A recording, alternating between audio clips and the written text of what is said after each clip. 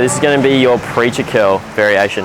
I'd definitely recommend that if your gym has the machine version rather than the free weight, definitely use that. It's epic. To set the seat height up, you want it so that it's extremely comfortable to reach your arms out. If it's too low, you can see there's a lot of hunch going up here just so his arms can get on top. If he's too high, he could get lower down so more of the back of his arm can be on this pad, which is what we want. We want a lot of the back of the arm on the pad. Perfect.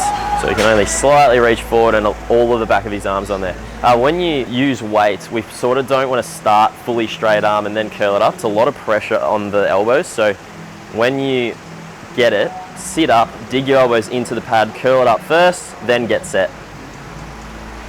Use the descent, a lot of tension on the biceps there, and we want to stop just before straight arm. Straight arm is going to put a lot of tension on the elbows. You'll feel it straight away anyway. Squeeze up to as hard as you can, control down.